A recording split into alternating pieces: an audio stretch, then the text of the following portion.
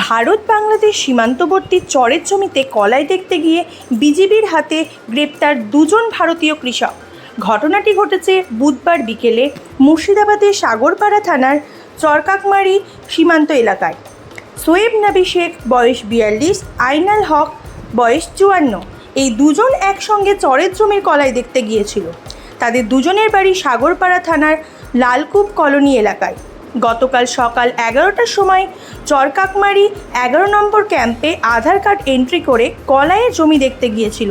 তারপরেই জমি দেখে ফেরত আসার সময় তাদেরকে গ্রেপ্তার করে বর্ডার গার্ড বাংলাদেশের সেনাবাহিনী। পরিবারের সদস্যরা অন্যান্য কৃষকের কাছ থেকে খবর পান বিকেল 4টের সময়। তারপর থেকেই চিন্তায় পরিবারের সদস্যরা। উৎকণ্ঠার মধ্যে দিনযাপন করছেন পরিবারের সদস্যরা। যেন তেন প্রকারে ঘরের ছেলেকে ফেরত চাইছেন পরিবারের সদস্যরা। আইনাল হকের সীমান্তের জমিতে 10 থেকে 12 বিঘা কলাই ছিল। সেই জমির কলাই বন্যায় ক্ষতিগ্রস্ত হয়েছে কিনা তা দেখতে গিয়েছিল। সেখান থেকে ফেরত আসার সময় চরকাকমারি সীমান্ত এলাকায় বিজিবি তাদের দুজনকে ভারতীয় সীমানার ভেতর থেকে গ্রেপ্তার করে বলে অভিযোগ দুই পরিবারের।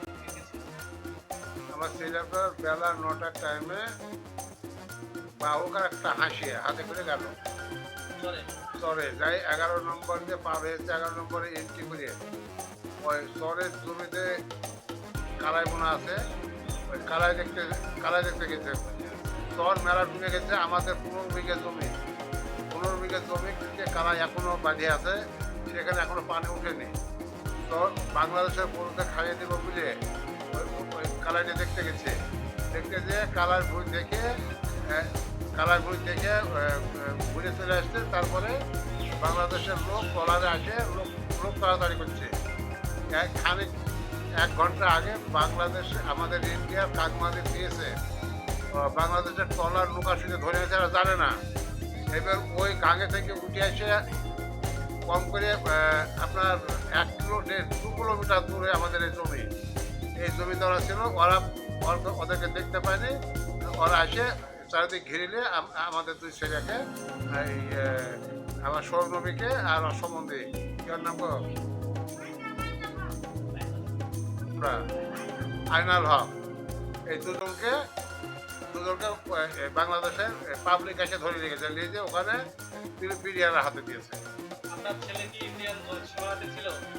আমাদের কালাম হয়েছিল আপনার ইন্ডিয়ার পুরো ইন্ডিয়ায় তো আপনার না, বাংলাদেশের মধ্যে ঢুকে আমার ছেলে।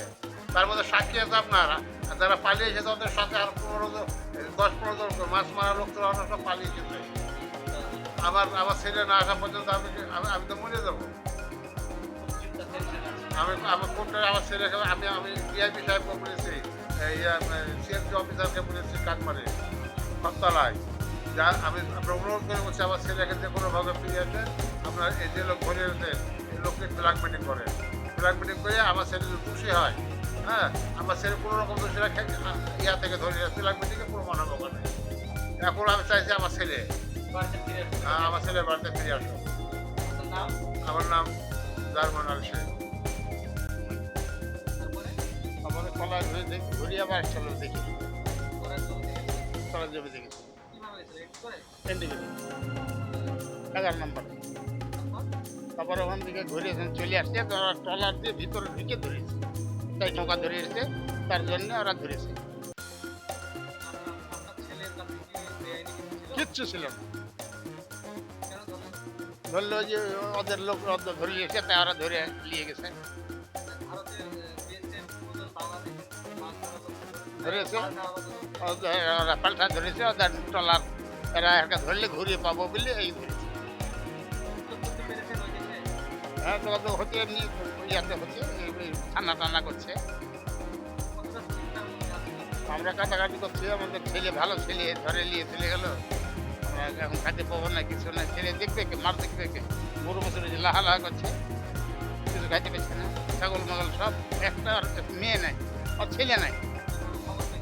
আমরা খবর পেয়েছিলাম, যখন ধরে নিয়ে যাই তখন এরপরে যারা আমাদের দেশের মাছ ধরছিল তারা আগে খবর দিল, মাছ কৃষকরা দেশে খবর দিল, ধরে নিয়ে গেল। পুলিশ বিএসএফ সহযোগিতা করলেও হলো না, থানাতে সহযোগিতা করেছে, তাও হয়নি। পদ্ধতি করছে। আমরা ছেড়ে জন্য চেষ্টা করলাম, হইল না, ওরা বলছে চালান দিয়ে দিয়েছে। আমরা ফেরত চাইছি এলাকা বেটিং গেছিল, বিএসএফ যে ঘুরিয়েছিল, ওরা আসেনি। আমার নাম আব্দুল মিয়া, আইনুল হক বড় না 3 নাম্বার লালকুপ কলোনি।